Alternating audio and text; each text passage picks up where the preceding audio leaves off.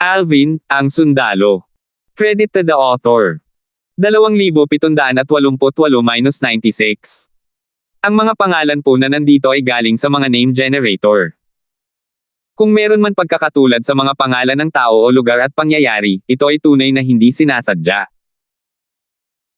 Matapos pamunuan ni Huxley, ang kaliwang tagapangalaga ng Taiyi Celestial Sect, ang Guardian Elder ng Martial Dragon Celestial Sect papunta sa tirahang inayos ng Taiyi Celestial Sect para sa mga tao ng Cloudy Rock Celestial Kingdom upang asikasuhin ang bagay na ito, natapos na rin ang insidente. Bago umalis, hiniling ni Huxley sa mga tao sa ilalim ni Leonard, ang dating emperador ng Cloudy Rock Celestial Kingdom, na ipatawag si Haring Chin mula sa mansyon ni Haring Chin. Pagkatapos, sa harap ng lahat, hayagang itinalaga niya si Haring Chin at ang kanyang mga inapo bilang bagong pamilyang imperial ng Cloudy Rock Celestial Kingdom. Sa kasalukuyan, si Haring Chin ang bagong emperador ng Cloudy Rock Celestial Kingdom. Pinaluhod din niya ang mga tao sa bulwagan sa harap ng bagong emperador. Pagkaalis ni Huxley matapos gawin ang nakakagulat na anunsyo, ang mga tao sa malaking bulwagan na muntik nang mamatay ay tumingin kay Haring Chin ng may gulat at hindi makapaniwala habang nag-uusap sila. Bakit siya pa? Bakit siya? Hindi siya kailanman naging namumukod tangi o nagtangkang maging kapansin-pansin. Paano siya biglang umangat at naging emperador ng Cloudy Rock Celestial Kingdom? Maging ang kanyang pamilya at mga inapo ay naging miyembro na ng pamilyang imperial. Anong nangyayari? Hindi mo ba nakita na si Guardian Huxley mula sa Taiyi Celestial Sect ay magalang kay Haring Chin? Halatang kilala niya si Haring Chin. Parang kidlat sa isang maaraw na araw. Hindi talaga inaasahan ng mga taong ito kahit sa kanilang pinakamasayang panaginip na itatalaga ni Huxley si Haring Chin at ang kanyang pamilya bilang bagong pamilyang imperial ng Cloudy Rock Celestial Kingdom. Tutal, maraming pinuno ng mga mansyon sa Cloudy Rock Kingdom na mas may kakayahan kaysa kay Haring Chin ng mansyon ni Haring Chin. Kapag umalis na ako, ipapadala ko ang dalawa sa ating mga elder na nasa peak overarching heavenly supreme celestial mula sa Taiyi Celestial Sect para tulungan si Haring Chin, ang inyong bagong emperador. Kung sino man sa inyo ang maglalakas loob na magplano laban sa bagong emperador, hindi lang kita papatayin, kundi lilipulin ko rin ang inyong mga pamilya. Iniwan sila ni Huxley ng mga salitang ito bago siya umalis. Nang maalala ang mga salita ni Huxley, ang mga tao sa malaking bulwagan ay hindi nang ahas na makaramdam ng sama ng loob o hindi kasiyahan at lumuhod kay Haring Chin, ang bagong emperador ng Cloudy Rock Celestial Kingdom. Kamahalan. Kamahalan, tutulungan ko po kayo sa lahat ng aking makakaya at hindi ko bibiguin si Guardian Huxley. Mabuhay, kamahalan. Lahat sila ay may pagpapakumbaba at magalang na yumuko kay Haring Chin. Samantala, si Haring Chin ay nakatayong natigilan at tulala. Siya ay gulat na gulat nang dalhin siya sa harap ng mga taong ito. Bukod dito, ang taong nagdala sa kanya ay palaging mayabang at minamaliit siya. Gayunpaman, ngayon, ang nasabing taong iyon ay lubos na magalang. Pagdating sa bulwagan, ang mga matataas na opisyal na karaniwang nakaturo sa langit ay pawang magalang at gumagalang sa kanya, na lalong ikinagulat niya. Lahat sila ay nagpakumbaba at yumuko sa kanya. Talagang gulat na gulat siya. Paano siyang hindi makakaramdam ng gulat? Ang mga taong ito na mas makapangyarihan kaysa sa kanya at mga kaitiwala ng dating emperador ay nagpatira pa sa harap niya. Ako ang bagong emperador ng Cloudy Rock Celestial Kingdom. Nanaginip ba ako? Natural lamang na nahirapan si Haring Chin na tunawin ito. Bigla siyang ginawang emperador. Umiinom lang siya ng tsaa sa kanyang patio nang magalang siyang ipatawag ng isang iginagalang na elder mula sa mga korte ng imperyo. Pagdating niya sa bulwagan, nakita niya ang isang matangkad at matipunong lalaking nasa katanghaliang gulang. Narinig niya ang mga iginagalang na matatanda na tinatawag siyang Guardian Huxley. Pagkatapos, ipinaalam sa kanya na si Guardian Huxley ang kaliwang guardian ng Taiyi Celestial Sect. Natural lamang narinig niya ang tungkol kay Huxley na naging sikat sa Taiyi City kamakailan dahil sa pagiging isang 7-star Celestial Duke, ang ikatlong 7-star Celestial Duke sa Taiyi Celestial Sect. Hindi inakala ni Haring Chin na ang isang taong tulad niya ay magkakaroon ng kinalaman sa isang dakilang tao. Sino ang mag-aakala na hindi lang pala ngayon niya nakilala si Huxley, kundi opisyal na rin siyang itinalaga ni Huxley bilang emperador ng Cloudy Rock Celestial Kingdom. Hindi lang iyon, lahat ng kanyang kamag-anak ay miyembro na ngayon ng pamilyang imperial ng Cloudy Rock Celestial Kingdom. Nang panahong iyon, nag-aalangan niyang tinanong si Huxley, bakit ako? Malalaman mo rin sa takdang panahon. Hindi ibinahagi ni Huxley kay Haring Chin na ang lahat ng ito ay dahil sa kanyang pamangkin na kaibigan ni Alvin, ang punong celestial alchemist ng Taiyi Celestial Sect. Kaya naman, si Haring Chin ay naging bagong emperador ng Cloudy Rock Celestial Kingdom sa gitna ng kaguluhan. Bagamat hindi siya magsisinungaling at sasabihing hindi siya nasisiyahan sa bagong mataas na katayuang ito, nakaramdam siya ng kaunting kawalan ng kakayahan at kaba, dahil sa takot na malapit nang matapos ang kanyang basbas. Pagkalipas ng ilang araw, saka lamang siya kumalma matapos malaman ang nakakagulat na dahilan ng kanyang basbas nang bumalik ang pamangkin ni Haring Chin na si Shinyo. Sa wakas ay nakaramdam siya ng kapanatagan ng loob na maging emperador ng Cloudy Rock Celestial Kingdom. Nakakagulat. Ang binata noon ay nakamit na ang ganitong tagumpay ngayon. Hindi lamang siya isang kilalang celestial alchemist, kundi mayroon din siyang magandang relasyon kay Guardian Huxley ng Taiyi Celestial Sect. Bumantong hininga si Haring Chin. Naisip niya na si Alvin at Huxley ay may malapit na relasyon dahil sa hindi pagkakaunawaan ni Shinyo. Walang kaalam-alam si Shinyo na ganoong kahalaga kay Alvin si Huxley, hindi dahil sa isang magandang relasyon. Ito ay dahil si Alvin ay isang bihasang kilalang celestial alchemist na kayang pinuhin ang overarching heaven peel. Samantala, sina Alvin at Tanya ay nanatili sa isang malaking mansyon sa pangunahing kilalang Celestial Island sa Taiyi Celestial Sect. Pagkabalik ni Huxley, ikinwento niya ang nangyari kay Alvin bago nagtanong, Master Darfield, kontento ka ba sa pakikitungo ko sa Cloudy Rock Celestial Kingdom? Oo, salamat sa iyong pagsusumikap, Guardian Huxley. Tumanggaw si Alvin. Napakahusay ng pagkakahawak mo sa bagay na ito, Guardian Huxley. Lahat ay nagawa ng walang kapintasan.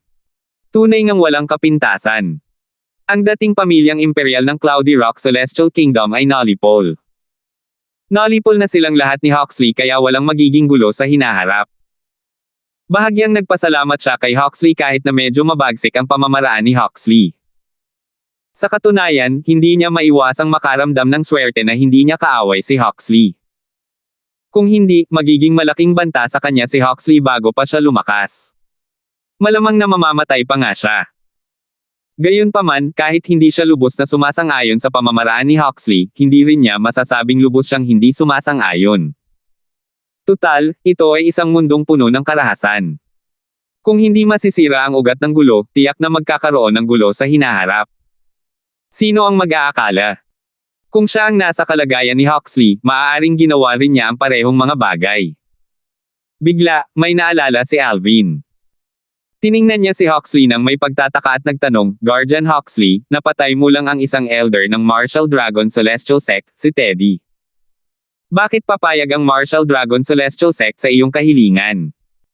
Bakit sila papayag na ipagpalit ang Cloudy Rock Celestial Kingdom para sa dalawa sa mga intermediate rank Celestial Kingdom ng Taiyi Celestial Sect? Bahagyang ngumiti si Huxley. Master Darfield, may mabubuting dahilan ako para patayin si Teddy ng araw na iyon.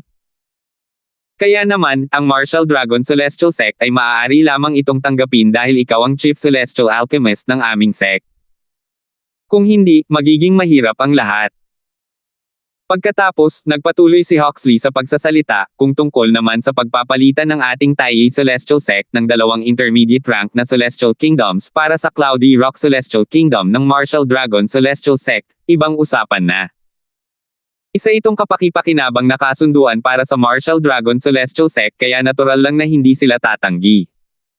Biglang natanto ni Alvin na tila nababaliw. Kung gayon, kung hahabulin ka ng Martial Dragon Celestial Sect para sa pagkamatay ni Teddy ay nakasalalay kung ako ang Chief Celestial Alchemist ng Taiyi Celestial Sect. Oo. Tumanggaw si Huxley. Kawili-wili. May kung anong kumislap sa mga mata ni Alvin habang bahagyang nakangiti. Master Darfield. Huxley tila may naalala siya nang sabihin niya, nakausap ng pinuno ng sekta ang dalawa sa ating kilalang Celestial Alchemist. Ang isa pang kilalang Celestial Alchemist ay nagsasanay ng mag-isa at lalabas lamang sa loob ng 10 araw. Dahil dito, ang talakayan ay halos magaganap sa loob ng 10 araw o higit pa. Sa pinakamatagal, mangyayari ito sa loob ng 2 linggo. Sige. Tumango si Alvin. Hanggat pinoproseso mo ang overarching heaven pill sa harap nila, wala silang anumang pagtutol sa iyong pagiging Chief Celestial Alchemist ng ating Taiyi Celestial Sect, Huxley. Malinaw na lubos siyang nagtitiwala sa kakayahan ni Alvin. Samantala, inaabangan din ni Alvin ang pakikipagkita sa tatlong kilalang Celestial Alchemist ng Taiyi Celestial Sect. Kung tutuusin, nangangahulugan ito na maaari niyang pag-usapan ang alchemy at pill refining sa kanila at makipagpalitan ng kaalaman. Bagamat nakakuha siya ng maraming kaalaman tungkol sa refining pills mula sa Rebirth Martial Emperor noong siya ay nasa mundong kaharian, ang mga paraan ng refining pill sa kanyang mga alaala ay nakatulong lamang sa kanya na mas mabilis na maunawaan ang refining pill sa Devata Realms.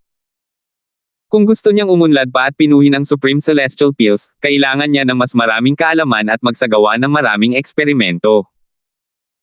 Ang mga alaala ng refining pills na iniwan ng Rebirth Martial Emperor ay hindi sapat upang matulungan siyang makamit iyon.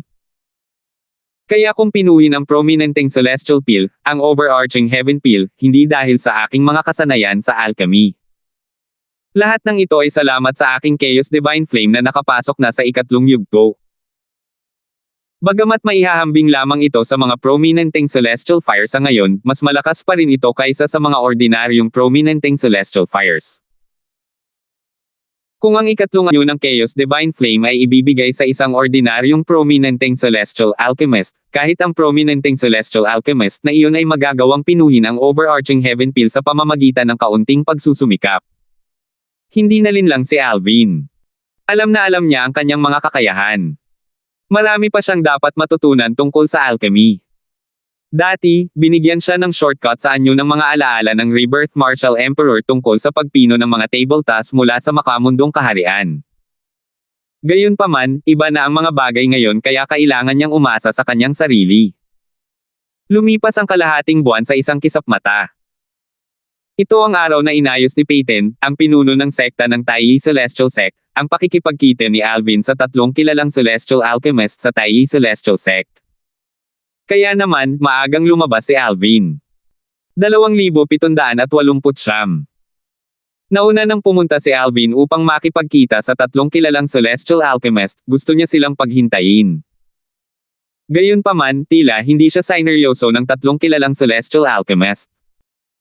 Nakarating na siya sa napagkasunduang destinasyon, sa tirahan ng pinuno ng sect ng Taiyi Celestial Sect, ngunit pagkatapos ng kalahating araw, wala ni balat o buhok ng tatlong kilalang Celestial Alchemist ang nakita.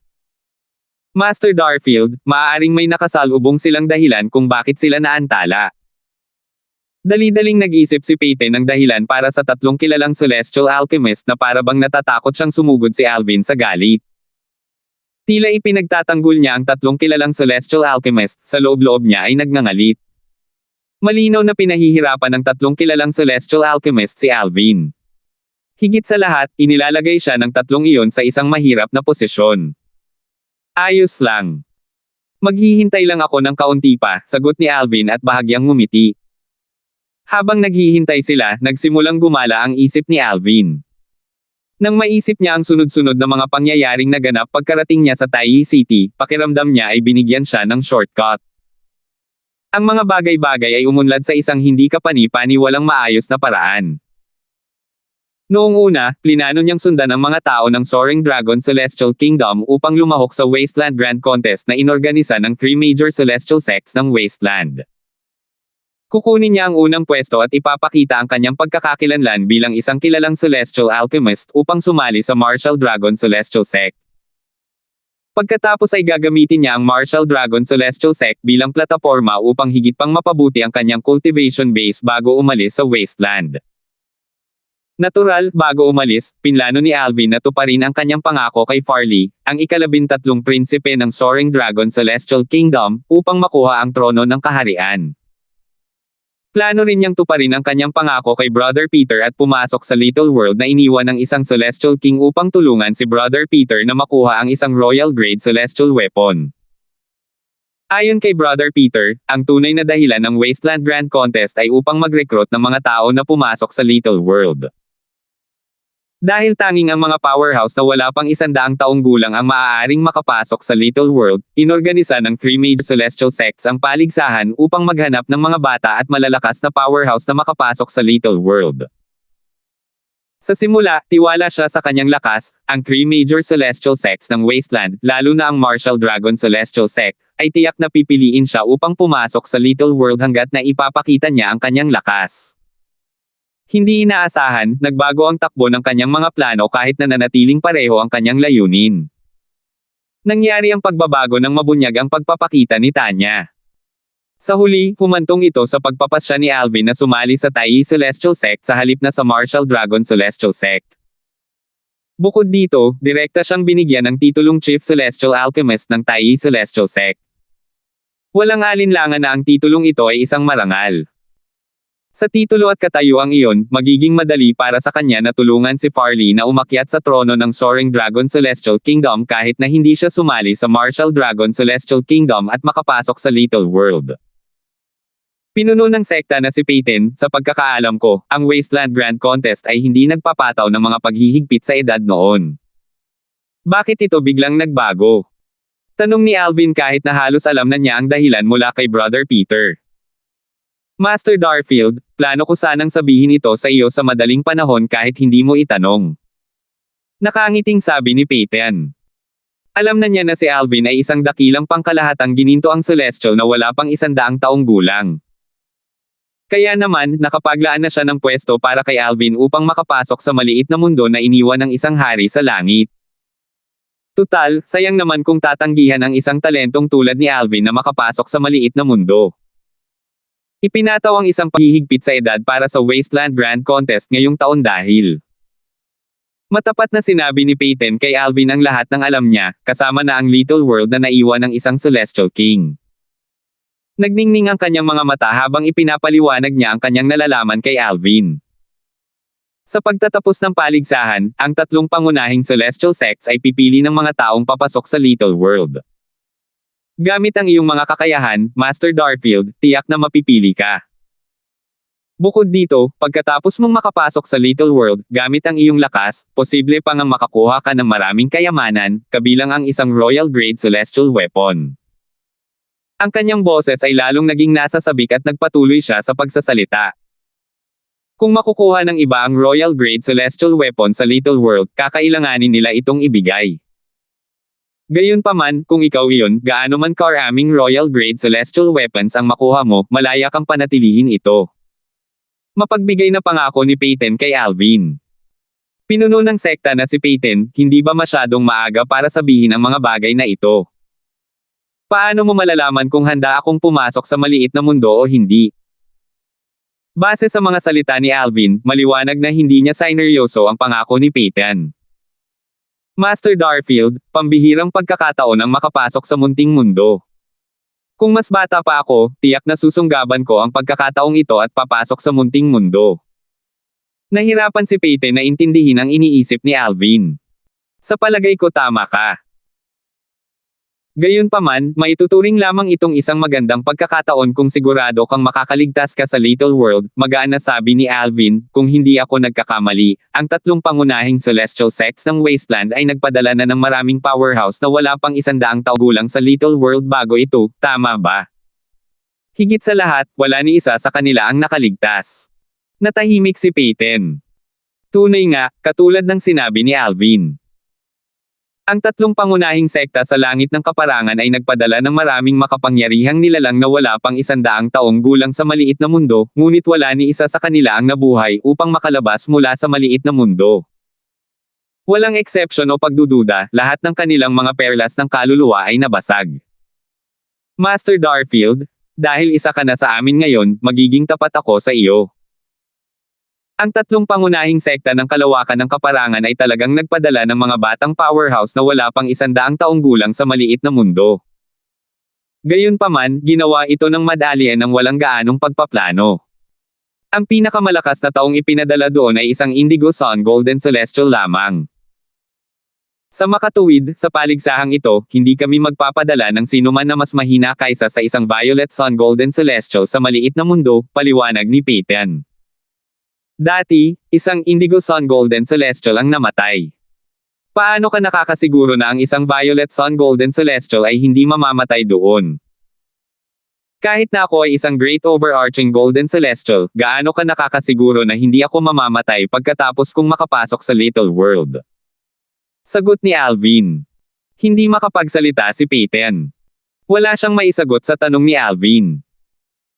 Kahit na ang isang dakilang pangkalahatang gininto ang Celestial na wala pang 100 taong gulang tulad ni Alvin ay makitang mapanganib ang Little World, tila wala ng pag-asa para makuha ng 3 pangunahing Celestial Sects ang mga kayamanan sa Little World. Sa huli, sinabi niya, Master Darfield, makatwiran ang iyong mga alalahanin. Bagamat gusto ko talagang makapasok ka sa Little World, at sa palagay ko ay sayang lang kung hindi ka papasok, igagalang ko pa rin ang iyong desisyon anuman ang mga ito. Kung ayaw mo, hindi kita pipilitin na pumasok. Tama ka, Sect Leader Peyton. Sa kakayahan ko, sayang talaga kung hindi ako papasok sa Little World. Sa anumang kaso, may kaunting oras pa bago magsimula ang Wasteland Grand Contest. Hayaan mong pag-isipan ko, sabi ni Alvin sabay tango. Oo, dapat mo talagang pag-isipan iyon. Sumangayon si Peyton kasabay ng pagtango. Noong una, inakala niyang napakadali lang para sa isang Great Overarching Golden Celestial na wala pang 100 taong gulang sa Little World. Gayunpaman, matapos makinig sa mga salita ni Alvin, nagsimula siyang magduda sa kanyang sarili. Sino ang makakasiguro na hindi ito magiging mapanganib para sa isang Great Overarching Golden Celestial na wala pang 100 taong gulang sa Little World? Sa sandaling ito, 3 boses ang sabay-sabay na umalangaw-ngaw mula sa labas. Pinuno ng sekta. Sa wakas ay dumating na ang 3 kilalang Celestial Alchemist. Mga 3 Panginoon, pasok po kayo, sabi ni Peyton, maagang dumating si Master Darfield at matagal na siyang naghihintay. Bahagyang hindi nagustuhan ang narinig niya sa boses. Nakakita si Alvin ng 2 matandang lalaki at isang laking nasa katanghaliang gulang. Ang 3 ito ay malinaw na ang 3 kilalang Celestial Alchemist sa Tai Celestial Sect. Isa sa mga matandang lalaking may katamtamang pangangatawan na nakasuot ng abuhing roba ang nagtanong, ikaw si Master Darfield. Hayagan niyang sinuri si Alvin at bastos na iniunat ang kanyang banal na kamalayan upang siyasatin si Alvin. Pagkatapos noon, sandaling natigilan ang matandang lalaki bago siya tumayo. Bahagyang nahahalata ang paghamak sa kanyang mga mata nang sabihin niya, hindi ka pa nga 100 taong gulang. Hindi pa nga 100 taong gulang. Nang marinig ito, agad na inilabas ng isa pang matandang lalaki at ng lalaking nasa katanghaliang gulang ang kanilang banal na kamalayan upang siyasatin si Alvin. Natuklasan nila na si Alvin ay wala pa nga palang 100 taong gulang. Ang isa pang matandang lalaki ay matangkad at matipuno, at nakasuot ng berdeng roba. Nagdududa niyang sinabi, isang kilalang Celestial Alchemist na wala pang 100 taong gulang. Ang lalaking nasa katanghaliang gulang na nakasuot ng asul na roba na payat at may permanenteng malungkot na ekspresyon sa kanyang mukha ay nagsabi, dahil sinabi ng pinuno ng sect na siya ay isang kilalang Celestial Alchemist, kung gayon, dapat itong totoo. Tutal, kung swertehin, hindi imposibleng makakuha ng isang kilalang Celestial Fire. Sa wakas, inilipat ng matandang lalaking nakaabong damit ang kanyang mga mata mula kay Alvin patungo kay Peyton at nagtanong ng may pag-aalinlangan, pinuno ng sekta, kaya ba talaga niyang pinuhin ang overarching heaven peel? 2,770. Ito. Ang pinuno ng sekta ng Tai Celestial Sect, si Peyton, ay nag-atubili sandali. Pagkatapos, tumango siya at sinabing, oo, mapapatunayan namin ito ni Guardian Huxley. Sa katunayan, hindi niya personal na nasaksihan ang pagpino ni Alvin sa overarching heaven peel o nakita ang mga tableta. Gayunpaman, nagtiwala siya kay Huxley ng walang kondisyon kaya wala siyang pag-aalinlangan na patunayan si Alvin noong pinagdududahan si Alvin. Oh! Tila nagulat ang matandang lalaking nakaabong damit na pinanindigan ni Peyton si Alvin. Tumingin ang 3 lalaki kay Alvin, halatang nagdududa pa rin. Atubili na silang tanggapin na si Alvin ay isang kilalang Celestial Alchemist na wala pang 100 taong gulang. Hindi na kailangang sabihin pa, mas atubili pa silang maniwala na kayang pinuhin ni Alvin ang kilalang Celestial Peel, ang overarching heaven peel. Kung tutuusin, para mapino ang overarching heaven peel, hindi lamang kailangang maging mahusay ang kilalang celestial alchemist, kundi pati na rin ang kilalang celestial fire na ginamit ay kailangang matugunan ang mataas na pamantayan.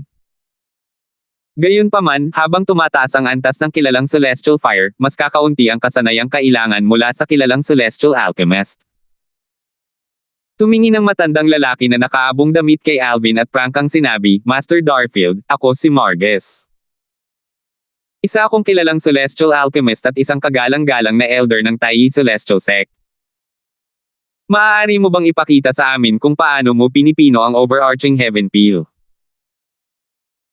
Ipinapangako ko na hanggat kaya mong pinino ang mga tableta, kusa kitang kikilalanin bilang Chief Celestial Alchemist ng Taiyi Celestial Sect." Sa kabila ng tila magalang na mga salita ni Margus, puno ito ng mga panunokso. Gayunpaman, hindi ito naabala ni Alvin. Ngumiti lamang siya at nagtanong, "Master Sito, nagsasalita ka ba para sa iyong sarili o para rin sa dalawa pang Panginoon?" Habang nagsasalita siya, sumulyap siya sa matandang lalaking nakaberde at sa lalaking nasa katanghaliang gulang na nakaasul.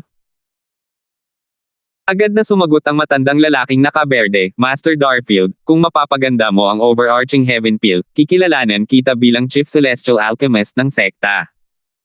"Ako rin." Pagsangayon ng lalaking nasa katanghaliang gulang na nakaasul na damit.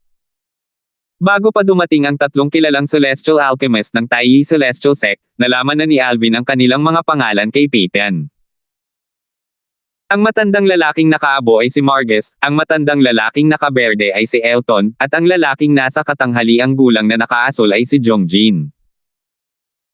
"Dahil pumayag na ang tatlong amo, hindi na ako mag-aaksaya ng oras," sabi ni Alvin. Isang kaldero ang lumitaw habang itinaas ni Alvin ang kanyang kamay. Ito ang kilalang Celestial Peel Cauldron na binili para sa kanya ni Farley, ang ika-13 prinsipe ng Soaring Dragon Celestial Kingdom. Dahil alam ni Peyton na pipinuhin na ni Alvin ang tableta ngayon, itinaas niya ang kanyang kamay at nagtayo ng isang noise-canceling formation para protektahan siya mula sa pagkagambala. Nang makita ito, bahagyang nagulat ang tatlong kilalang Celestial Alchemist. Inaasahan nila na agad na papayag si Alvin. Talaga bang pipinuhin niya ang overarching heaven peel? Maaari ba niya pang pinuhin ang overarching heaven peel? Imposible. Ilang taon na siya? Wala pa siya sa 100 taong gulang. Kahit na nagawa niya maging isang kilalang Celestial Alchemist bago mag-100 taong gulang, at kahit na makakuha siya ng isang superior prominenteng Celestial Fire, imposible pa rin para sa kanya na pinuhin ang overarching heaven peel. Nagpalitan ng tingin ang tatlong kilalang Celestial Alchemist habang nag-uusap sila gamit ang voice transmission. Lahat sila ay nagdududa sa kakayahan ni Alvin na pinuhin ang kilalang Celestial Peel, ang overarching heaven peel. Sige, hintayin na lang natin at tingnan kung kaya niyang pahusayin ang mga table tasks. Tama ka. Kung talagang magtatagumpay siya sa pagpino ng overarching heaven peel, kahit na ito ay dahil lamang sa kanyang superior at prominenteng Celestial Fire, kikilalanin ko pa rin siya bilang Chief Celestial Alchemist kahit na hindi siya kasing husay ko. Bagamat napapaligiran si Alvin ng noise-canceling formation na itinayo ni Peyton, hindi ito nakikita ng hubad na mata. Sa makatuwid, malinaw na nakita ng tatlong kilalang Celestial Alchemist ang proseso ng pagpino. Sa una, tumingin sila ng may paghamak habang pinagmamasdan ang mga pamamaraan ni Alvin. Nadama nila na isang maling tawagin siyang isang kilalang Celestial Alchemist dahil hindi man lang ginamit ni Alvin ang Peel Cauldron sa tamang paraan. Gayunpaman, sa sandaling ipatawag ni Alvin ang kanyang ikatlong anyo na Chaos Divine Flame, na inakala ng lahat na isang kilalang Celestial Fire, na wala ang mapanghamak na ekspresyon sa kanilang mga mukha ng tatlong Celestial Alchemist. Lubos silang nagulat sa kanilang nakita. Sa sandaling ito, isang kulay abong apoy ang sumayaw sa palad ni Alvin. Sa sandaling lumitaw ang apoy, tumalon ito sa kaldero ng peel at sinimulan ang ikalawang hakbang ng pagpino ng mga tableta sa pamamagitan ng pagpapainit ng kaldero ng peel. Anong klaseng apoy sa langit iyan? Nang lumitaw ang apoy na langit na iyon, ang aking apoy na langit ay nabagabag. Ito ay para itong nanginginig sa takot. Naramdaman mo rin yan. Akala ko ako lang ang nakaramdam niyan. Hindi ko talaga inakalang kaya niyang pinuhin ang overarching heaven peel. Gayunpaman, hindi pa ako sigurado ngayon. Sa labas ng noise cancelling formation, nagbulungan ang tatlong lalaki habang pinagmamasdan nila si Alvin na pinoproseso ang overarching heaven peel. Halatang gulat na gulat sila sa third form Chaos Divine Flame na sa tingin nila ay isang kilalang celestial fire. Gayun din, nagulat din si Peyton. Ang kilalang celestial fire ni Master Darfield ay napakalakas ba? Ang tatlong kilalang celestial alchemist ay mga lalaking mayabang. Gayunpaman, nang makita ni Peyton ang gulat na ekspresyon sa kanilang mga mukha nang ipatawag ni Alvin ang kanyang ikatlong anyo na Chaos Divine Flame, ang kanyang tiwala kay Alvin ay tumaas ng maraming beses. Bagamat sinuportahan niya si Alvin noon dahil sa kanyang tiwala kay Huxley, balisa pa rin siya dahil hindi niya pamilyar kay Alvin. Matapos makita ang apoy na nilikha ni Alvin, mas kalmado na siya ngayon. Di nagtagal, itinigil ni Alvin ang pagpapainit ng kaldero ng gamot at sinimulang ilabas ang mga kinakailangang sangkap. Tapos na. Sus Mariosep. Kainin ng panahon ang lumipas. Biro ba ito? Pamilyar ang tatlong kilalang celestial alchemist sa karaniwang oras na kailangan para painitin ang isang peel cauldron. Napakabilis ng bilis ni Alvin. Alam nilang ang bilis ng pag-init ng isang cauldron ay may kaugnayan sa lakas ng celestial flame, ngunit ang bilis na ito ay masyadong pinalaki kahit na ang kitang-kitang celestial fire ni Alvin ay pambihira.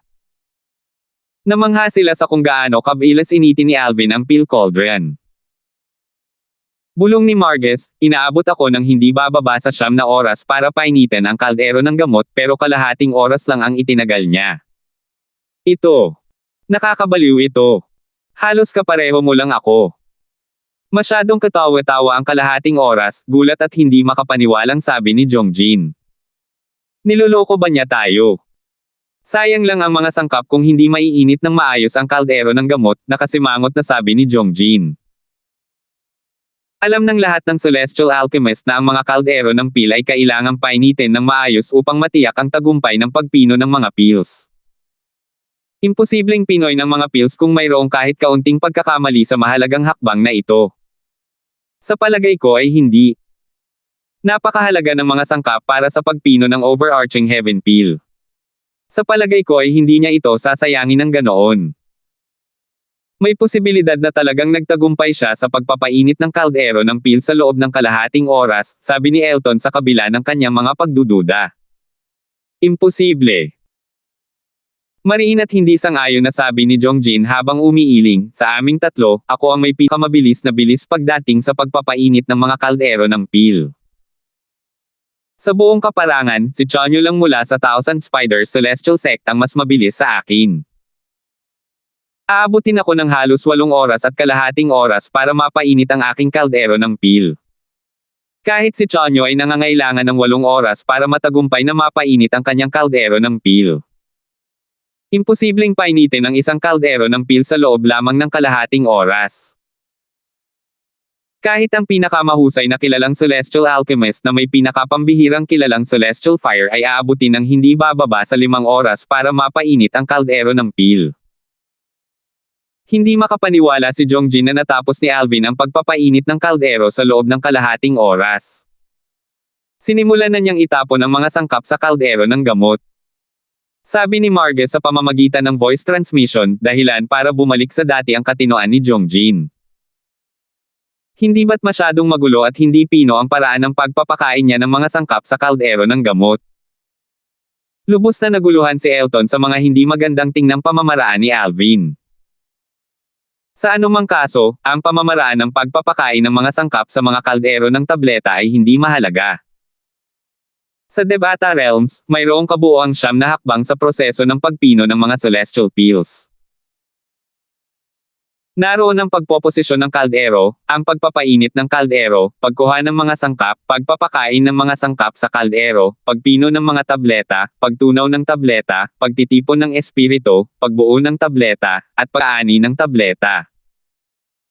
Ang mga mahahalagang hakbang na magtatakda ng resulta ng pagpino ng tableta ay ang pagpapainit ng kaldero, pagpino ng tableta, pagtunaw ng tableta, pagtitipon ng espiritu, at pagbuo ng tableta. 2,771. Nadama ng tatlong kilalang celestial alchemist na ang pamamaraan ng pagpapakain ni Alvin ay masyadong malamaya at bastos, at hindi nila maiwasang makaramdam ng pagkabalisa. Sa unang 4 na hakbang ng proseso ng pagpipino ng tableta, makikita na hindi niya gaanong binibigyang halaga ang paraan ng pagkuha niya ng mga sangkap.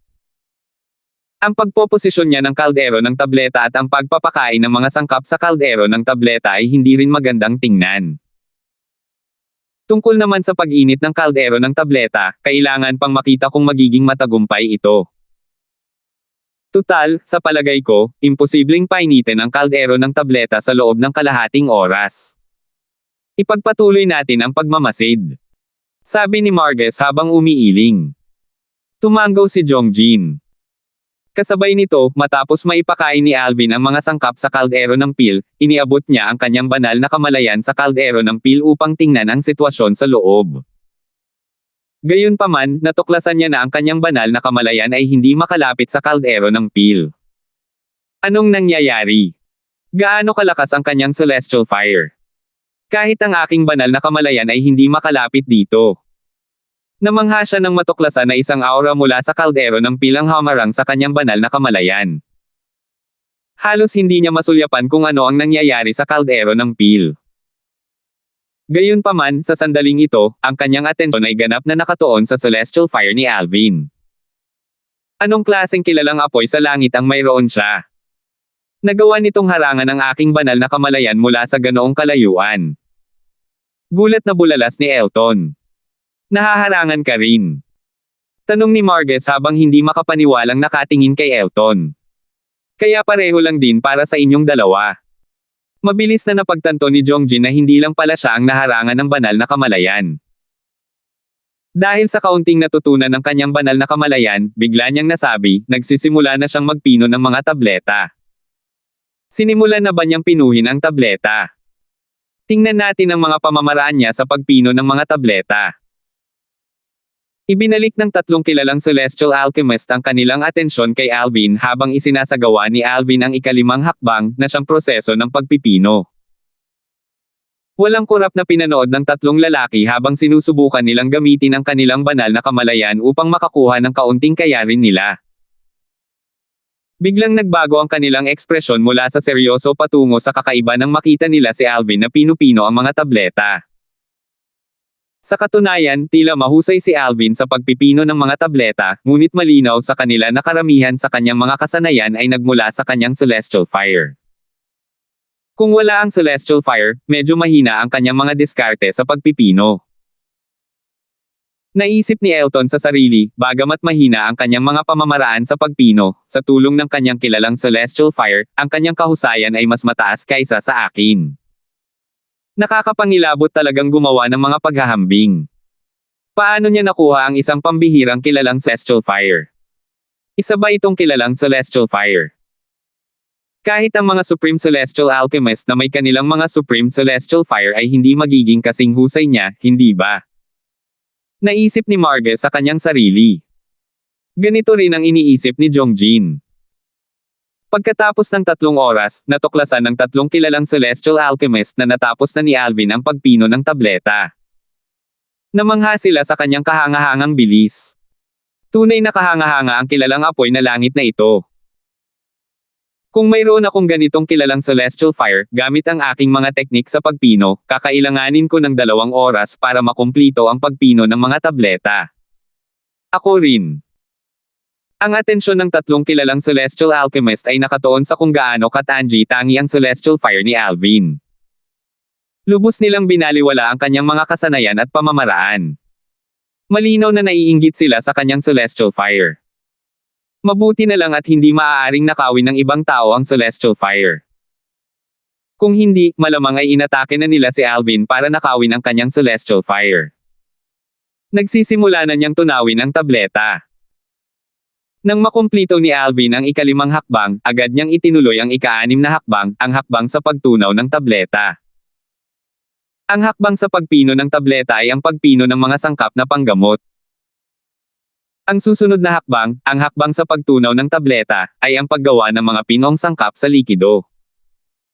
Ang prosesong ito ay lubos ding umaasa sa kapangyarihan ng celestial fire. Sa matuwid, hindi nagtagal at natapos din ni Alvin ang hakbang na ito. Kahit ang teknik niya sa pagtunaw ng tableta ay napakasama. Well, mukhang kaya niya talagang pinuhin ang overarching heaven peel. Gayunpaman, mahina ang kanyang mga pamamaraan at kasanayan. Hindi siya karapat-dapat sa kanyang celestial fire. Hindi ko maintindihan kung paano nagawang makuha ng isang mahina at kilalang celestial alchemist na tulad niya ang isang kahangahangang kilalang celestial fire. Matapos gumugol ng ilang oras upang matuno ang mga sangkap, nagpatuloy si Alvin sa ikapitong hakbang, ang hakbang sa pagtitipon ng espiritu. Ang hakbang sa pagtitipon ng espiritu ay nangailangan din ng tulong ng celestial fire kahit na hindi ito kasing dami ng mga naunang hakbang. Sa makatuwid, kinailangan ni Alvin na gumugol ng mas maraming oras sa hakbang na ito. Bueno, hindi naman masama ang mga pamamaraan niya sa pagtitipon ng espiritu, hindi rin naman ganoon kagaspang. Gayunpaman, malayo pa rin ito sa atin. Kung wala ang tulong ng kanyang makapangyarihang kilalang apoy na langit, hindi magiging matagumpay ang hakbang na ito. Ang kanyang hakbang sa pagtitipon ng mga espiritu ay matagumpay lamang dahil sa kanyang kilalang apoy na langit. Batay sa nakita ko sa ngayon, masasabi kong pangkaraniwan lang ang kanyang mga pamamaraan. Sang-ayon ako. Di nagtagal, nagpatuloy si Alvin sa ikawalong hakbang, ang hakbang sa pagbuo ng tableta. Gaya ng hinulaan ng tatlong kilalang celestial alchemist, ang teknik sa pagbuo ng tableta ni Alvin ay bastos din. Walang dadang mabibigo sana si Alvin kung hindi dahil sa kanyang kahangahangang celestial fire. Sa wakas, nakarating si Alvin sa ikasyam na hakbang, ang pag-aani ng tableta. Ito ay isang madaling hakbang. Hindi naman masama. Nakakuha ako ng 5 tableta ngayon. Bulong ni Alvin sa sarili. Nakatuon siya ng husto sa pagpino ng mga tableta na tuluyan niyang nakalimutang may 4 pang ibang taong nagmamasid sa kanya. 5 tableta. Nakakuha siya ng 5 tableta.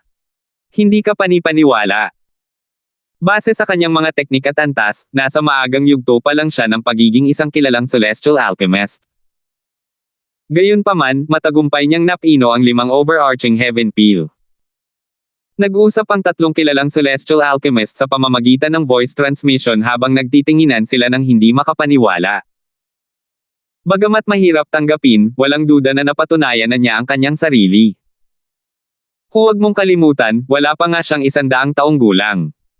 Sabi ni Elton kina Marges at Jongjin sa pamamagitan ng voice transmission. Hindi man lang 100 taong gulang. Gaano ba kabihira para sa isang taong wala pang 100 taong gulang na makabisado ang mga pamamaraan ng pagpino ng peel kahit gaano pa ito kagaspang.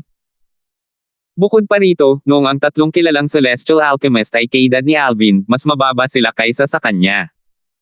5 overarching heaven peels. Si Peyton, ang sect leader ng Tai Celestial Sect, ay natuwa nang makita niyang matagumpay na pinino ni Alvin ang overarching heaven peels. Bukod dito, nagawa ni Alvin na pinino ang 5 overarching heaven peels. Hindi siya kuripot sa kanyang papuri. 5 overarching heaven peels. Master Darfield, ang iyong pamamaraan sa pagpino ng peel ay tunay na kahanga-hanga. Napakatalino. Sa opinyon ni Peyton, ang kasanayan ni Alvin ay higit na nakahihigit sa tatlong kilalang celestial alchemist sa kanyang sekta. Natural lamang na hindi natuwa ang tatlong kilalang celestial alchemist nang marinig nila ang mga sinabi ni Peyton. Gayunpaman, wala silang masabi. Tutal, ang celestial fires ay may malaking papel sa pagpino ng mga tableta at maituturing ding kasanayan ng isang tao. Bagamat karaniwan lamang ang teknik sa pagpino ng tableta ni Alvin, wala silang masabi dahil ang resulta mismo ang nagsasalita.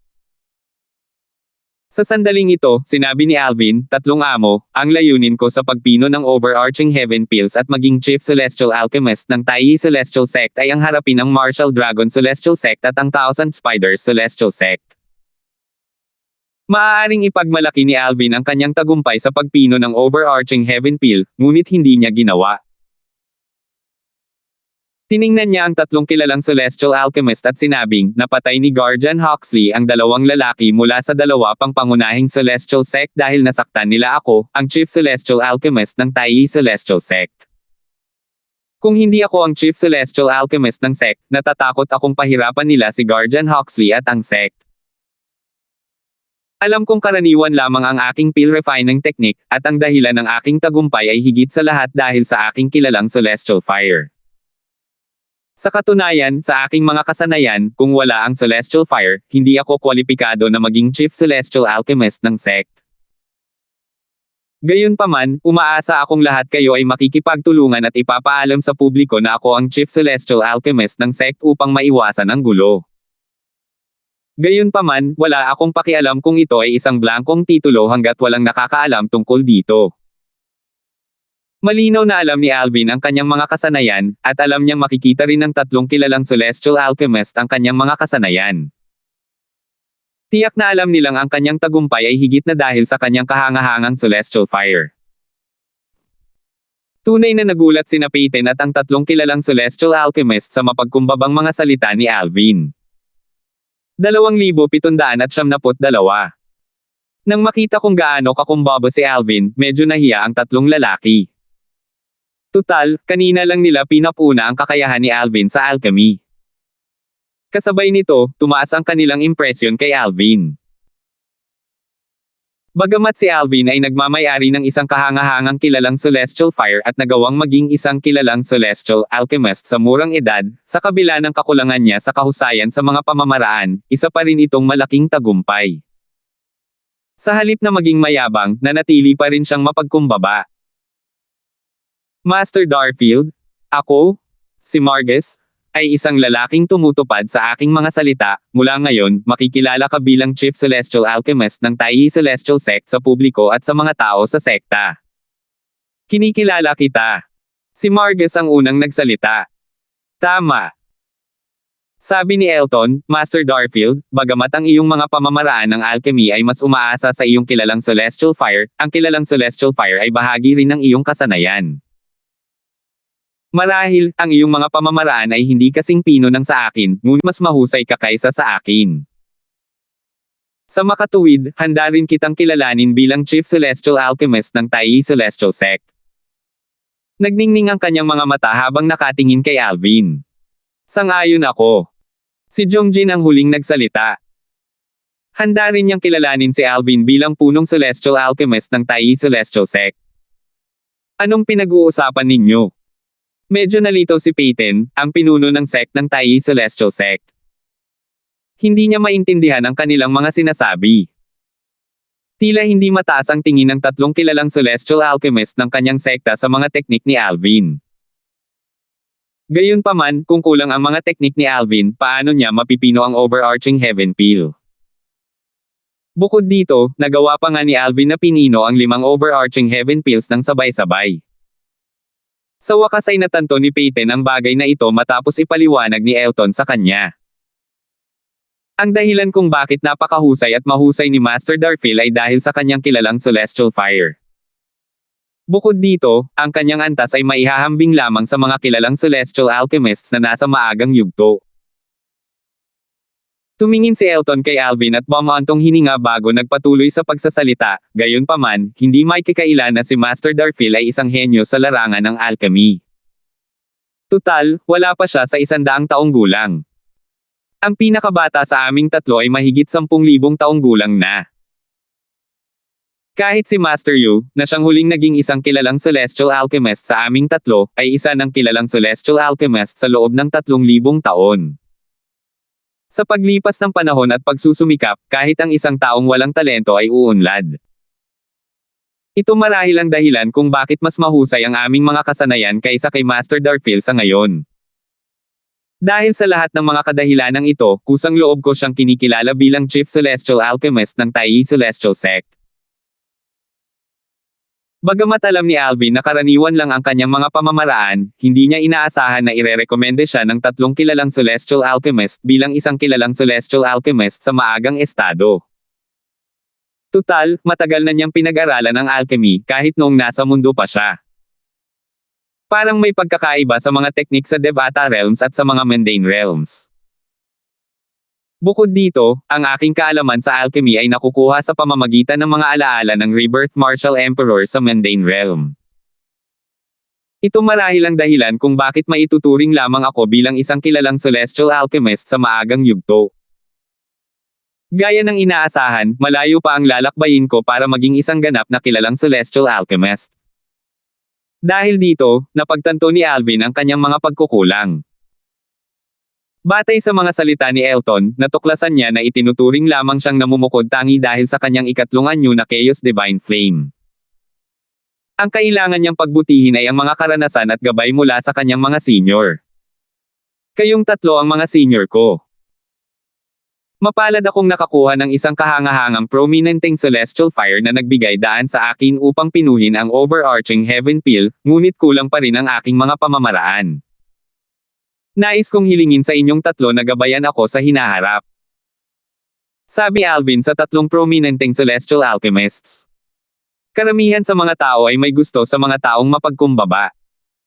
Dahil sa kanyang pagiging mapagkumbaba, nagustuhan ni na Margus at ng dalawa pa si Alvin. Wala silang pagtutol na gabayan siya. Maganda ang kapaligiran sa bulwagan. Tila maayos ang pagsasama ni na Alvin at tatlong kilalang celestial alchemist. Nang makita ito, nakaramdam ng ginhawa si Peyton. Kahit papaano, sigurado siyang hindi aalis sa sekta ang tatlong kilalang celestial alchemist kapag ginawa niyang chief celestial alchemist ng Tai Celestial Sect si Alvin. Bukod dito, napansin niya na ang tatlong lalaki ay tumingin kay Alvin ng may pagmamahal, tulad ng isang matanda na nakatingin sa isang binata na may magandang kinabukasan. Mukhang iniisip ni na Master Sito, Master Yang, at Master Yu na may malaking potensyal si Master Darfield. Naunawaan ito ni Peyton.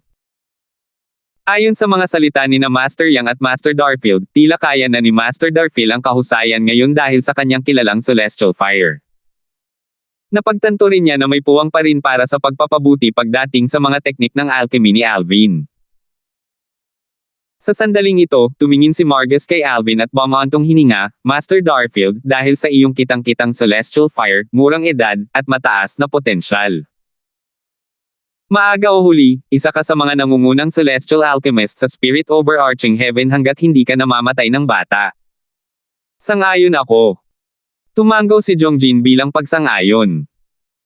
Kung ikukumpara kina Margus at Elton, hindi siya masyadong nakapagsalita. Gayunpaman, pareho ang kanyang mga iniisip sa dalawa pa.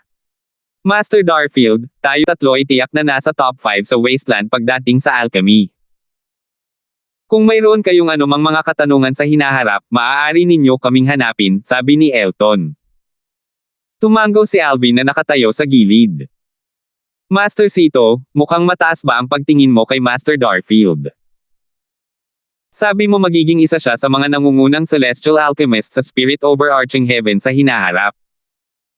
Natigilan si Peyton sa mataas na papuri ni Elton kay Alvin. Nagbago rin ang tingin niya kay Alvin. Sa huli, nang makita niyang matalik na nag-uusap ang apat na tao, ayaw niya silang maistorbo kaya tahimik siyang umalis. Samantala, si Alvin na nakikipag-usap kina Margus, Elton, at Jongjin ay natuto ng maraming bagong bagay. Halimbawa, nalaman niya ang tungkol sa mga Supreme Celestial Pills at mga Supreme Celestial Alchemist. Gaya ng nangyari, ang mga Supreme Celestial Alchemist ay nahahati sa mga grado tulad ng Supreme Celestial Weapons Craftsman. Sa itaas ng mga kilalang Celestial Alchemists ay ang mga Duke Celestial Alchemists. Sa itaas ng Duke Celestial Alchemists ay ang mga Haring Celestial Alchemists. Sa itaas ng mga Haring Celestial Alchemists ay ang mga Royal Celestial Alchemists. Sa itaas ng mga Royal Celestial Alchemists ay ang mga Emperor Celestial Alchemists. Ang mga Supreme Celestial Pills ay hinati rin sa mga grado na katulad ng kung paano hinati ang mga Celestial Alchemists. Ang mga Supreme Celestial Weapons Craftsmen at Supreme Celestial Weapons ay nahahati rin sa maraming antas. Pinaghihinalaan kung pareho lang ito para sa mga Celestial Alchemists at Celestial Pills. Tama nga pala ako. Bumantong hininga si Alvin. Gaya ng kasabihan, ang isang pakikipag-usap sa isang matalinong tao ay katumbas ng isang buwang pag-aaral ng mga libro. Matapos makipag-usap sa tatlong bihasang kilalang Celestial Alchemist mula sa Tai Celestial Sect, naramdaman niyang lumawak ang kanyang abot tanaw. Nagkwentuhan silang apat hanggang sa Gum Abbey bago nila tuluyang napagdesisyonang umalis. Master Darfield, kung mayroon kang anumang mga katanungan tungkol sa alchemy sa hinaharap, maaari kang lumapit sa akin. Susubukan ko ang aking makakaya upang matulungan ka sa abot ng aking makakaya. Sabi ni Margus kay Alvin bago ito umalis. Matapos makipag-usap kay Alvin, mas naunawaan din ni Margus ang karakter ni Alvin. Nakikita niya na si Alvin ay mapagpakumbaba at matalino. Si Alvin ay isang taong karapat-dapat turuan. Ganito rin sa akin. Ako rin. Ginawa rin ni na Elton at Jongjin ang parehong pangako. Sa paningin ng tatlong kilalang celestial alchemist, si Alvin ay isang promising at may mataas na talentong celestial alchemist. Nakatadhana na malampasan niya sila sa hinaharap, maging ito man ay sa cultivation base o alchemy. Kaya naman, pinahahalagahan nilang lahat ang pagkakataong makasundo si Alvin bilang kapantay ngayon. Tutal, maaari lamang silang maghangad sa kanya sa hinaharap kapag siya ay nag-mature. Sa panahong iyon, magiging mahirap para sa kanila na tretuhin siya bilang kapantay. Naniniwala sila na ang relasyong nabuo nila kay Alvin ngayon ay magiging kapaki-pakinabang sa kanila habang buhay. Maaari mo rin akong hanapin kung mayroon kang anumang mga katanungan maliban sa alchemy, Master Darfield. Bukod sa pagiging isang kilalang celestial alchemist, nakamit ko rin ang isang tagumpay sa aking cultivation nitong mga nakaraang taon, sabi muli ni Margus habang huminto siya sa kanyang mga hakbang. Hanggat kaya kong lutisin ang problema, tutulungan kita, Master Darfield. Kung hindi ko ito malutas, hihilingin ko sa sect leader at sa Supreme Elders na tulungan ka. Kung hindi magtagumpay ang lahat, pupunta ako sa Patriarch ng Taiyi. Ang Patriarka ni Taiyi. Nabigla si Alvin. Ito ang unang pagkakataon na narinig niya ang tungkol sa Patriarka ng Taiyi Celestial Sect. Batay sa mga salita ni Margus, tila mas malakas pa ang Patriarka kaysa kay Peyton at sa mga kataas-taasang nakatatanda ng sekta. Hindi lingid sa kaalaman ng lahat na ang pinuno ng sekta at ang kataas-taasang mga nakatatanda ng Taiyi Celestial Sect ay mga 7-star Celestial Duke. Ibig bang sabihin nito na ang Patriarka ay ang 8 trigram Celestial Duke na binanggit ni Brother Peter? 2,773. Dati, nalaman ni Alvin mula sa misteryosong si Brother Peter na mayroong isang 8 trigram Celestial Duke sa bawat isa sa tatlong pangunahing Celestial Sects ng Wasteland. Gayunpaman, inakala ng lahat sa Wasteland na ang 7-star Celestial Dukes ang pinakamalakas na nilalang sa Wasteland. Dahil dito, alam niyang inilihim ng tatlong pangunahing Celestial Sects ng Wasteland ang presensya ng kanilang mga 8 trigram Celestial Dukes. Nang banggitin ni Margus ang Patriarch ng Taiyi Celestial Sect, kinumpirma niya ang mga salita ni Brother Peter. Bukod dito, iba ang tingin ni Margus nang magsalita siya tungkol sa Patriarch, ibang-iba ito noong nagsasalita siya tungkol sa mga pinuno ng sect ng mga kataas-taasang elder. Sa makatuwid, alam ni Alvin na ang Patriarch ng Taiyi Celestial Sect ay isang 8 trigram Celestial Duke. Tama. Master Darfield, kung kailangan mo ng tulong sa hinaharap, maaari kang magsalita. Gagawin ko ang lahat para tulungan ka kung kaya ko. Singit ni Elton. Pagkatapos, tumango rin si Jongjin at sinabing, ako rin.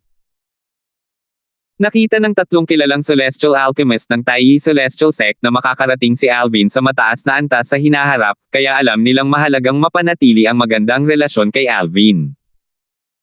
Alam nilang ito ang pinakamagandang pagkakataon para matulungan nila si Alvin. Sa hinaharap, maaaring hindi na kailanganin ni Alvin ang kanilang tulong. Bukod dito, maraming tao ang hihingi ng tulong para sa kanya. Salamat. Bahagyang natuwa si Alvin sa sigasig ng tatlong tao. Hindi tulad ng iba, hindi niya inisip ang ganoon kalayuan sa hinaharap. Magalang siya sa tatlong lalaki dahil mas mabuting makipagkaibigan sa kanila para gawing kaaway ng walang magandang dahilan. Bukod dito, marami siyang mga tanong tungkol sa alchemy na gusto niyang itanong sa mga kilalang celestial alchemist.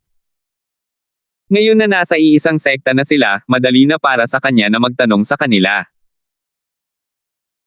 Dahil nakuha ko na ang pagsang-ayon mula sa pinuno ng sekta, sa kaliwang tagapag-alaga, at sa tatlong kilalang celestial alchemist ng Taiyi Celestial Sect, magkakaroon ako ng matibay na pundasyon sa sekta, naisip ni Alvin sa kanyang sarili.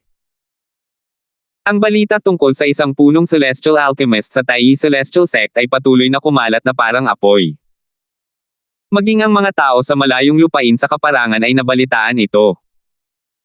Si Alvin ang punong celestial alchemist sa Tai Celestial Sect. Susmariosep. Ang binatang iyon, si Alvin, ay naging punong celestial alchemist ng Tai Celestial Sect. Akala ko si Huxley, ang kaliwang tagapangalaga ng Tai Celestial Sect, ay gumagawa lamang ng isang walang kabuluhang pangako para hikayatin si Alvin na sumali sa Tai Celestial Sect. Sa tingin ko ay hindi siya seryoso. May chismis na si Alvin ay wala pang 100 taong gulang. Paano nila na itatalaga ang isang taong napakabata bilang Chief Celestial Alchemist ng Tai Celestial Sect? Isinaalang-alang ba ng matataas na opisyal ng sekta ang damdamin ng 3 kilalang Celestial Alchemist ng Tai Celestial Sect? Ang 3 kilalang Celestial Alchemist ng Tai Celestial Sect ay pawang mga bihasang kilalang Celestial Alchemist. Gayunpaman, isang binata na ngayon ang kanilang pinuno. Tayako'y aalis sila sa sekta ng may galit. Kung ganoon nga, ang Martial Dragon Celestial Sect at ang Thousand Spiders Celestial Sect ay makikinabang ng malaki rito. Maaari nilang merecrot ang 3 kilalang Celestial Alchemist sa kanilang mga sekta. Katulad ng mga talakayan ang maririnig sa buong lungsod ng Tai. Pakiramdam ng lahat ay hindi matalinong binaliwala ng matataas na opisyal ng Tai Celestial Sect ang 3 kilalang Celestial Alchemist at pinalitan ng isang bata at hindi pa nasusubukang kilalang Celestial Alchemist. Siya ba talaga ang naging Chief Celestial Alchemist ng Tai Celestial Sect? Nababaliw na ba ang mga matataas na opisyal ng Tai Celestial Sect? Talagang binabaliwala nila ang 3 kilalang Senior Celestial Alchemist para sa isang kilalang Celestial Alchemist na wala pang ang 100 taong gulang. Ang tanga. Matalino sila pero ang tanga nila sa pound. Hindi ko talaga maintindihan kung ano ang iniisip ng mga matataas na opisyal ng Tai Celestial Sect. Sulit ba ito? Sa tirahan ng Soaring Dragon Celestial Kingdom sa Tai City. Hindi makapaniwala ang mga tao nang marinig nila ang balita. Kasabay nito, nakahinga sila ng maluwag. Lalong kumbinsido sila na tama ang ginawa ng emperador sa paghirang kay Farley, ang ika-13 ng Soaring Dragon Celestial Kingdom, bilang Crown Prince.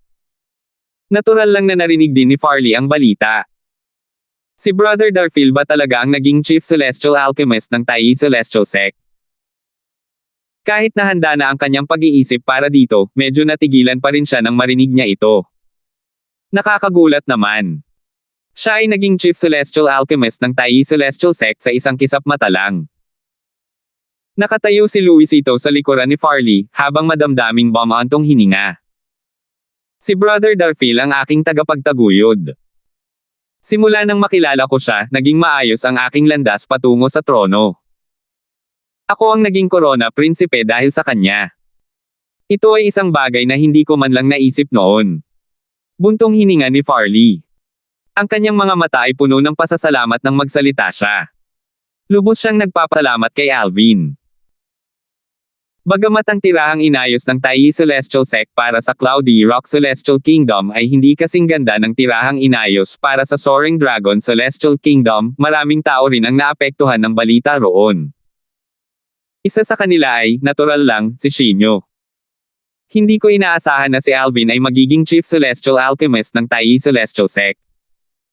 Tuwang-tuwa ako para sa kanya. Gayunpaman, ang agwat sa pagitan namin ay lalong lumalawak. Masaya si Shinyo para kay Alvin, ngunit kasabay nito, ikinalungkot niya ang katotohanang ang agwat sa pagitan nila ni Alvin ay lalong lumalaki. Kaya naman, lalo siyang naging motibado. Imposibleng maabutin si Alvin. Umaasa lang ako na mapalapit ako sa kanya sa hinaharap. Alam na alam niya ito. Samantala, si Haring Chin, ang dating pinuno ng mansyon ni Haring Chin at kasalukuyang emperador ng Cloudy Rock Celestial Kingdom, ay bumantong hininga nang marinig ang balita. Nakakagulat na ang binata na nakasuot ng lila na nakatakas mula sa Celestial Duke ng Compassionate Celestial Traveler Sect ay mayroon ng napakataas na katayuan ngayon. Nang panahong iyon, ang binata na nakasuot ng lila ay kinailangang umasa sa isang Celestial Talisman upang makatakas mula sa Celestial Duke ng Compassionate Celestial Traveler Sect. Sa kasalukuyan, siya ay naging Chief Celestial Alchemist ng Taiyi Celestial Sect, isa sa tatlong pangunahing Celestial Sect ng Wasteland. Kung may pagkakataon ako, dapat ko siyang personal na bisitahin at pasalamatan. Kung hindi dahil sa kanya, hindi sana makakasali si Yuer sa Taiyi Celestial Sect, at hindi rin ako ang magiging emperador ng Cloudy Rock Celestial Kingdom, naisip ni Haring Chin sa sarili. Habang kumakalat ang balita tungkol sa pagiging Chief Celestial Alchemist ni Alvin ng Taiyi Celestial Sect, ang insidente ng pagpatay sa Elder ng Martial Dragon Celestial Sect na si Teddy at sa Guardian of the Thousand Spiders Celestial Sect na si Looper ng Left Guardian ng Taiyi Celestial Sect na si Huxley ay matagal nang nakalimutan. Bagamat walang matibay na dahilan para mag-asara ang Martial Dragon Celestial Sect at ang Thousand Spiders Celestial Sect, palihim silang nagbabalak. Ito rin ay dahil sa pagiging Chief Celestial Alchemist ni Alvin ng Taiyi Celestial Sect. Nang malaman nila na si Alvin ay wala pa sa 100 taong gulang, inisip nila na isa lamang itong ordinaryong kilalang Celestial Alchemist. Dahil dito, medyo sigurado silang ang tatlong kilalang Celestial Alchemist ng Taiyi Celestial Sect ay tiyak na hindi masisiyahan na si Alvin ay maging Chief Celestial Alchemist ng Taiyi Celestial Sect. Hanggat hindi nasisiyahan ang tatlong kilalang Celestial Alchemist, maaakit nila silang tatlo na sumali sa kani-kanilang sekta sa kaunting pagsisikap lamang. Gayunpaman, ang katotohanan ay tunay na malupit.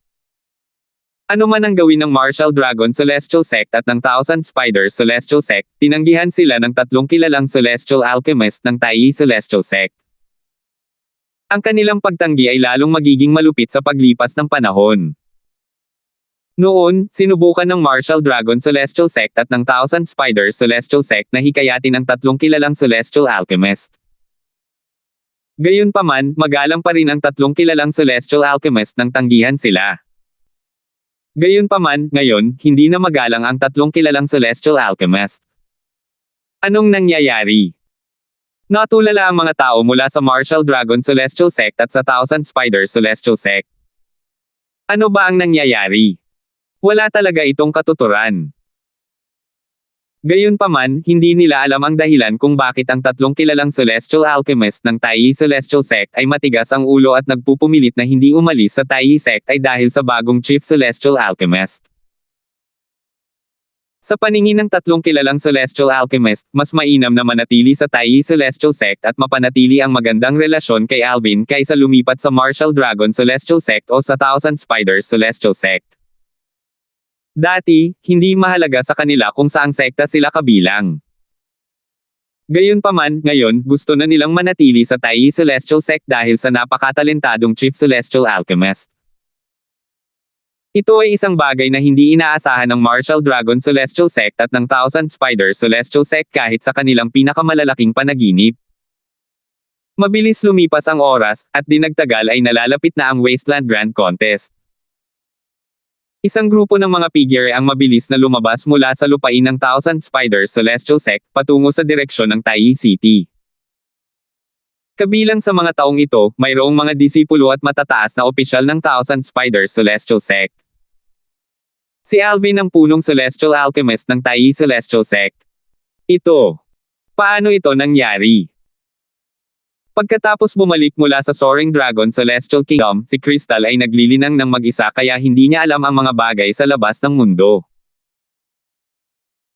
Kagagaling lang niya mula sa closed-door cultivation ngayon para pumunta sa Taiyi City kasama ang mga tao mula sa Thousand Spiders Celestial Sect para manood ng Wasteland Grand Contest nang marinig niya ang nakakagulat na balita. 2,774. Samantala, nagulat si Crystal nang malaman niyang si Alvin ay isang kilalang Celestial Alchemist. Isa siyang kilalang Celestial Alchemist. Marami rin sa kanyang mga tanong ang nasagot. Kaya nga si Farley, ang ika-13 prinsipe ng Soaring Dragon Celestial Kingdom, ay handang ipagpalit ang isang Duke-grade Celestial weapon para sa isang kilalang Celestial Pill Cauldron. Ang kanyang mga titig ay lubhang komplikado sa sandaling ito. Isang Great Overarching Golden Celestial at isang kilalang Celestial Alchemist na wala pang 100 taong gulang. Ito ang unang pagkakataon na nakilala niya ang isang henyo.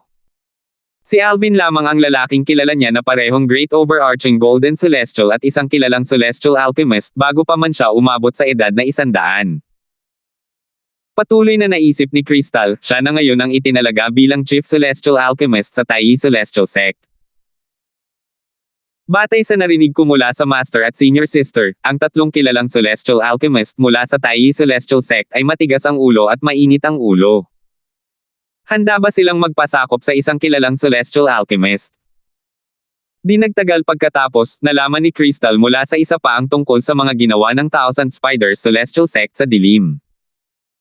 Ang taong iyon ay isang dalagang may simpleng anyo at simpleng pananamit. Gayunpaman, mayroon siyang kaakit-akit na aura na nagpaparamdam sa mga tao na komportable sa paligid niya.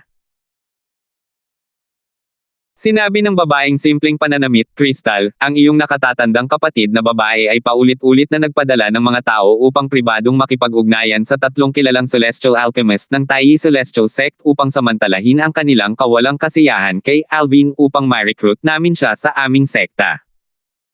Gayunpaman, mahigpit nila kaming tinanggihan. Personal pa nga silang kinausap ng iyong nakatatandang kapatid na babae ngunit tinanggihan din siya. Bagamat kailangang sabihin, hindi sila gaanong malupit sa kanya. Kakaiba yan. Ano kaya ang nangyari? Nagtataka si Crystal. Bakit ang ugali ng tatlong kilalang Celestial Alchemist ng Tai Celestial Sect ay ibang-iba sa kanyang inaakala? Nakakapagtaka rin kami. Noong una, inakala naming mas mabilis kumilos ang Martial Dragon Celestial Sect kaysa sa amin kaya mahigpit nilang tinanggihan ang aming alok. Gayunpaman, nalaman namin kalaunan na hindi rin sila nakikipagtulungan sa Martial Dragon Celestial Sect, sabi ng simpleng babae na may malungkot na ekspresyon, maraming haka-haka kami ng iyong nakatatandang kapatid na babae.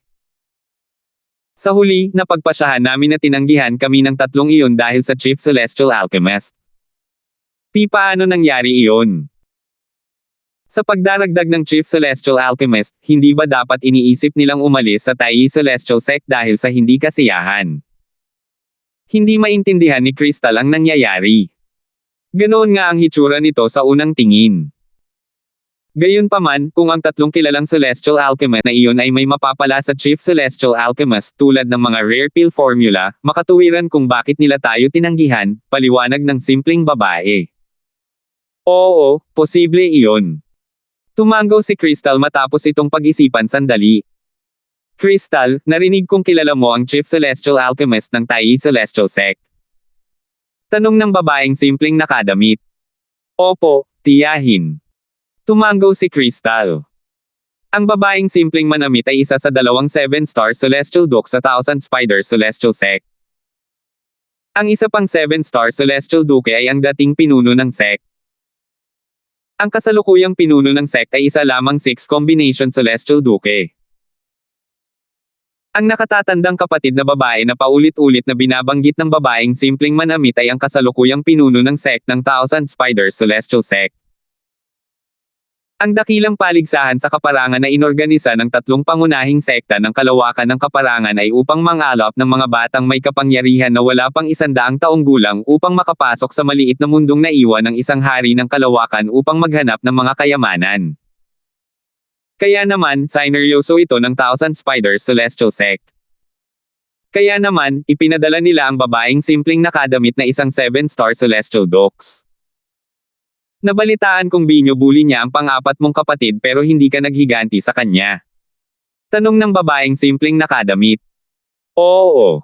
Tumango si Crystal. Kumakalat ang mga chismis na alam mong may pambihirang pinagmulan siya. Gayunpaman, sa pagkakaalam ko, hindi mo man lang inimbestigahan ang pinagmulan niya. Bukod pa rito, nalaman ko hinabol siya ng isang elder mula sa Compassionate Celestial Traveler Sect at gumamit ng Shadow Void Escaping Talisman para makatakas. Normal lang sa iyo na isipin na may pambihirang pinagmulan siya dahil mayroon siyang Shadow Void Escaping Talisman. Gayunpaman, madali pa rin para sa iyo na ipaghiganti ang iyong kapatid nang hindi nadadamay ang aming sekta o ang iyong sarili. Ang kailangan mo lang gawin ay ipaalam sa Compassionate Celestial Traveler Sect, at natural lang na haharapin nila siya. Pero hindi mo ginawa iyon. Sa pagkakaalam ko, ikaw at ang henyong disipulo ng Compassionate Celestial Traveler Sect, si Belinda, ay matalik na magkaibigan, di ba?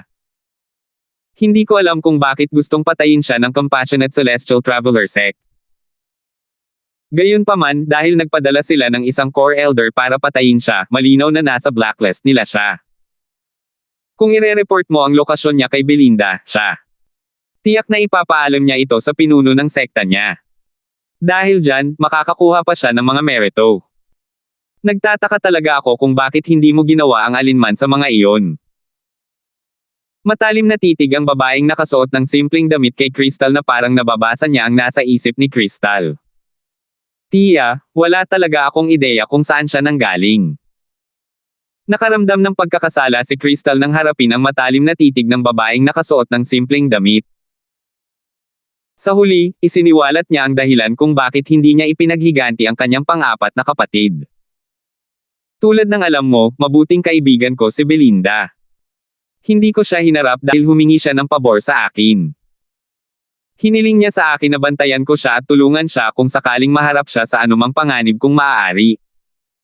Pinapayuhan ka ni Belinda na bantayan siya. Hindi ba't hinahabol siya ng isang pangunahing elder ng Compassionate Celestial Traveler Sect? Tanong ng babaeng nakasuot ng simpleng damit. Hindi rin ako sigurado. Gayunpaman, ito ang dahilan kung bakit wala akong ginawa sa kanya at hindi ko ibinunyag ang kanyang kinaroroonan sa Compassionate Celestial Traveler Sect, sabi ni Crystal. Bagamat prangka siya, hindi niya ibinunyag ang lahat. Halimbawa, hindi niya ibinunyag ang relasyon sa pagitan nina Alvin at Belinda. Kung tutuusin, mahalaga sa kanya ang reputasyon ni Belinda. Habang papalapit ang Wasteland Grand Contest, mas lalong naging masigla ang Tayi City. Sa araw na ito, biglang natahimik ang silangang tarangkahan ng lungsod ng Tayi. Maging ang mga dumadaan ay tumigil sa paggalaw. Hindi ba't iyan? Ang mga miyembro ng Martial Dragon Celestial Sect. Tumingin ang mga nanunood sa grupo ng mga taong papalapit sa silangang tarangkahan mula sa labas ng Tayi City. Masyadong magarbo ang grupo ng mga tao. May mga 20 sila, at naglalakad sila na nakaturo ang kanilang mga ilong sa langit. Bukod pa rito, lahat sila ay nababalutan ng isang ginintoang liwanag. Sa mas malapitang pagtingin, makikita ng isa na ang ginintoang liwanag na bumabalot sa kanilang mga katawan ay sama-samang bumubuo sa figure ng isang ginintoang Buddha. Ang aura mula sa ginintoang Buddha ay nakakatakot na nagpapabilis sa tibok ng puso ng marami sa mga tumitingin. Isang monghe ang namuno sa grupo. Ang monghe ay matangkad at matipuno na may siyam na peklat sa ulo. Nakasuot siya ng ginintoang damit at may kutsilyong pang-precept at isang wine gourd na nakasabit sa kanyang baywang. Ang pinaka-nakakapukaw pansin sa monghe ay ang kanyang pangit at mabangis na mukha. Sa kaunting pagbabago lamang sa kanyang ekspresyon, ay kayanan niyang magpaiyak ng isang bata. Halata na ang ginintoang liwanag na bumabalot sa grupo ng mga tao at bumubuo ng isang ginintoang Buddha ay nagmula sa mongheng ito. Biglang may sumigaw, siya ba si Shonyo, ang ginintoang Buddha? Nang marinig ito, ang ilan ay nalito. Gayunpaman, mayroon din namang natakot at hindi makapaniwala. Ginintoang Buddha. Shonyo. Ang Golden Buddha, si Shonyo, ay ang dating sect leader ng Martial Dragon Celestial Sect, tama ba? Akala ko namatay na siya 3,000 taon na ang nakalilipas. Oo. Narinig ko na noong lumabas siya 3,000 taon na ang nakalilipas, nakipaglaban siya sa isang cultivator na walang sekta at namatay kasama ang kanyang kalaban. Noong panahong iyon, ang insidente ay nagdulot ng kaguluhan sa wasteland sa loob ng mahabang panahon. Kaya hindi siya namatay. Si Shonyo ay isa ng 7-star Celestial Duke 3,000 taon na ang nakalilipas. Kung hindi siya namatay, hindi ba't ibig sabihin noon ay mayroon ding ikatlong 7-star Celestial Duke ang Martial Dragon Celestial Sect? Habang nagpapatuloy ang diskusyon, parami ang may takot na ekspresyon sa kanilang mga mukha nang makita nila ang pangit, mabangis na monghe. Walang duda na siya si Shonyo, ang ginintoang Buddha. Nakita ko siya mula sa malayo 5,000 taon na ang nakalilipas. Siya nga. Kinumpirma ng isang matandang lalaki ang pagkakakilanlan ng monghe.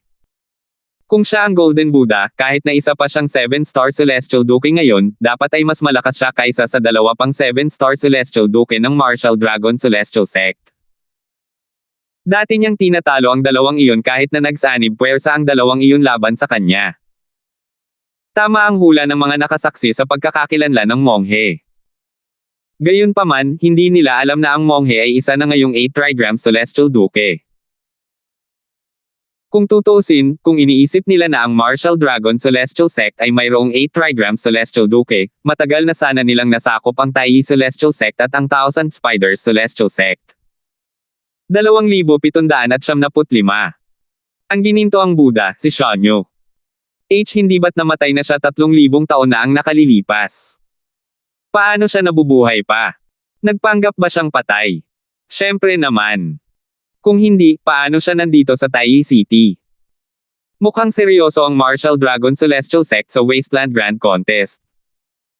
Kung hindi, bakit naman personal na bibisita rito ang Golden Buddha na si Shonyo na matagal nang nagtatago? Kumalat na parang apoy sa apoy ang balita tungkol sa mga miyembro ng Martial Dragon Celestial Sect na pinamumunuan ni Shonyo, ang Golden Buddha, patungong Tai City. Natural lang na nagdulot ito ng malaking kaguluhan. Tutal, maraming tao ang nag-akala na namatay na si Shonyo maraming taon na ang nakalilipas. Paano siya hindi magugulat nang biglang lumitaw ang isang taong inakala nilang patay na at malusog? Hindi tulad ng karamihan sa mga tao sa Tai City na nagulat sa balitang ito, ang mga matataas na opisyal ng Tai Celestial Sects at ng Thousand Spiders Celestial Sect ay hindi nagulat na buhay si Shonyo. Hindi lang iyon, alam din nila na siya ay isang 8 trigram Celestial Duke at ang pinakamalakas na tao sa Martial Dragon Celestial Sect. Sa kabaligtaran, mas nagulat sila na personal na pumunta si Shonyo sa Tai City. Sa sekta ng mga libong gagamba sa langit. Shonyo. Pumunta talaga siya. Anong nangyayari?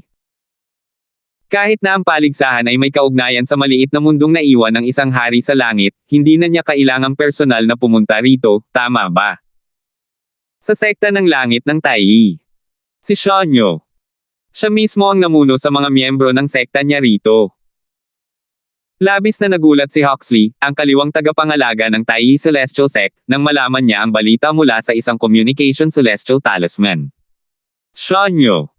Tumingin si Alvin kay Huxley na may pagkalito. Nagkataon lang na hinahanap ni Huxley si Alvin ngayon. Nang makabawi siya ng katinoan at makita si Alvin na nakatingin sa kanya ng may pagtataka, ipinaliwanag niya, isa siyang 8 trigram Celestial Duke mula sa Martial Dragon Celestial Sect. 8 trigram Celestial Duke. Pinaikit ni Alvin ang kanyang mga mata at nagpatuloy sa pagtatanong, Guardian Huxley, bakit sa tingin mo ay personal na pinangunahan ng 8 trigram Celestial Duke mula sa Martial Dragon Celestial Sect ang mga miyembro ng kanyang sekta dito? Hindi ba magsisimula na ang Wasteland Grand Contest?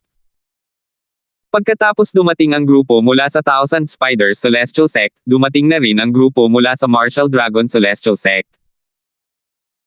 Tumigil si Huxley, hindi niya sinagot ang tanong ni Alvin, bago siya bumulong, sino ang mag-aakala na si Shonyo ang mamumuno sa grupo rito? Isang 8 trigram Celestial Duke ang nangunguna sa grupo rito. Hindi napigilan ni Alvin na makaramdam ng pagkagulat. Posible kayang iniisip ng Martial Dragon Celestial Sect na mas malaki ang tsansa nilang makakuha ng mahuhusay na powerhouse sa presensya ng isang 8 trigram Celestial Duke. Imposible. Umiling si Huxley. Matagal nang nagkasundo ang tatlong pangunahing Celestial Sect ng Wasteland na patas nating paghahatian ang pinakamahuhusay na kalahok sa Wasteland Grand Contest na ipapadala natin sa Little World. Maya-maya, dagdag niya, paano kung ang Martial Dragon Celestial Sect ay may namumunong 8 trigram Celestial Duke sa kanilang grupo? Sa tingin mo ba ay walang 8 trigram Celestial Duke ang ating Tai Celestial Sect at ang Thousand Spiders Celestial Sect? Bukod dito, ang 8 trigram Celestial Duke sa ating sekta ay nagtataglay ng King Grade Celestial Weapon. Gamit ang Celestial Weapon, walang kapantay si Shonyo sa ating Patriarch. May bahid ng pangungutya ang maririnig sa kanyang boses nang malapit na siyang matapos sa kanyang mga salita. Ang kanyang mga mata ay puno ng matinding kumpiyansa nang magsalita siya tungkol sa 8 trigram Celestial Duke ng Tai Celestial Sect na siya ring Patriarch. Nagdududang sabi ni Alvin, kung gayon, bakit siya personal na pupunta? Kakaiba rin para sa akin. Kumunat ang noo ni Huxley. Si Shonyo, ang 8 trigram Celestial Duke ng Martial Dragon Celestial Sect, ang dating pinuno ng sect. Gayunpaman, nagsimulang magkalat ng mga tsismis ang mundo 3,000 taon na ang nakalilipas na siya ay namatay na. Iilan lamang sa mga matataas na miyembro ng tatlong pangunahing celestial sect ng Wasteland ang nakakaalam ng katotohanan. Sa pagbubunyag ng kanyang sarili sa pagkakataong ito, tila gusto niyang malaman ng mundo na hindi siya namatay. Tiyak na may ginagawa siya. Tila sigurado siya rito. Sang-ayon ako. Mukhang may pinaplano si Shonyo para magpakita siya pagkatapos ng lahat ng panahong ito. Tumanggaw si Alvin. Hindi mahirap hulaan na malamang ay may binabalak si Shonyo nang bigla niyang piliing ipakilala ang sarili pagkatapos magtago sa loob ng 3,000 taon. Ano man ang dahilan kung bakit pinili ni Shonyo na ipakilala ang kanyang sarili, hindi niya magagawa ang anumang gusto niya sa teritoryo ng Tai Celestial Sect. Malinaw na kumpiyansa si Huxley sa lakas ng Tai Celestial Sect. Naintindihan ni Alvin ang tiwala ni Huxley. Kung tutuusin, ang Tai Celestial Sect ay hindi lamang mayroong 8 trigram Celestial Duke kundi mayroon ding King Grade Celestial Weapon na wala sa iba pang dalawang pangunahing Celestial Sect sa Wasteland. Bigla na lang itinaas ni Huxley ang kanyang kamay sa bilis ng kidlat at may dinampot sa ere. Samantala, malinaw na nakita ni Alvin ang isang Celestial Talisman na unti-unting nagiging alikabok sa kamay ni Huxley. Alam niyang isa itong Communication Celestial Talisman sa isang sulyap pa lamang. Pagkatapos basahin ni Huxley ang Communication Celestial Talisman, agad niyang tiningnan si Alvin at sinabing, Alchemist Darfield, ang Communication Celestial Talisman na ito ay ipinadala ng pinuno ng ating sect. Sinabi niya na ang Supreme Elder ng Thousand Spiders Celestial Sect ay gustong makipagkita sa iyo. Ang kataas-taasang Elder ng Thousand Spiders Celestial Sect. Siya ba ang 7-star Celestial Duke na namuno sa mga miyembro ng Thousand Spiders Celestial Sect dito? Tumaas ang kilay ni Alvin nang marinig ang mga salita ni Huxley. Oo, siya nga. Tumanggaw si Huxley. Bukod sa kanya, may isa pang taong bumisita rin sa Tai Celestial Sect. Sa tingin ko ay pamilyar ka sa taong iyon. Sino yan? Tanong ni Alvin. Tila hindi niya napansin na si Huxley ang nagsabing pamilyar siya sa taong iyon. Crystal. Huxley sagot niya. Crystal. Bahagyang napakunot ang noo ni Alvin nang marinig ang pangalan. 2 beses na niyang nakilala ang babaeng iyon. Noong una niya itong nakilala, nasa isang kalye sila sa kabisera ng Soaring Dragon Celestial Kingdom. Nang panahong iyon, ikinwento niya sa kanya kung paano inayos ng Compassionate Celestial Traveler Sect ang kasal para kay Belinda, na napilitan siyang pumunta sa misteryosong binata na may apelyidong Pemberton at hilingin dito na itigil ang kasal na iyon. Ang pangalawang pagkakataon ay sa palasyo ng imperyo ng Soaring Dragon Celestial Kingdom. Nang panahong iyon, ipinahayag pa niya ang kanyang intensyon na i-recruit siya sa Thousand Spiders Celestial Sect. Bakit nila ako hinahanap? Tanong ni Alvin. Naniniwala siyang malamang nalaman na ni Crystal na isa siyang kilalang Celestial Alchemist at ang Chief Celestial Alchemist ng Tai Celestial Sect. Posible kayang hindi pa rin siya sumusuko sa pagre-recruit sa kanya. Hindi masyadong nagsalita ang pinuno ng sekta sa Communication Celestial Talisman. Sinabihan lang niya akong tanungin ka kung handa ka bang makipagkita sa kanila. Kung hindi, tatanggihan niya sila para sa iyo, sabi ni Huxley. Ayos lang, makikilala ko sila. Interesado rin akong malaman kung ano ang gusto nila mula sa akin, sabi ni Alvin.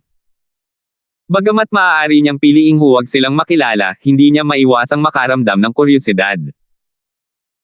Iisa lamang ang lugar kung saan sinasalubong ng mga matataas na opisyal ng Tai Celestial Sect ang kanilang mga bisita.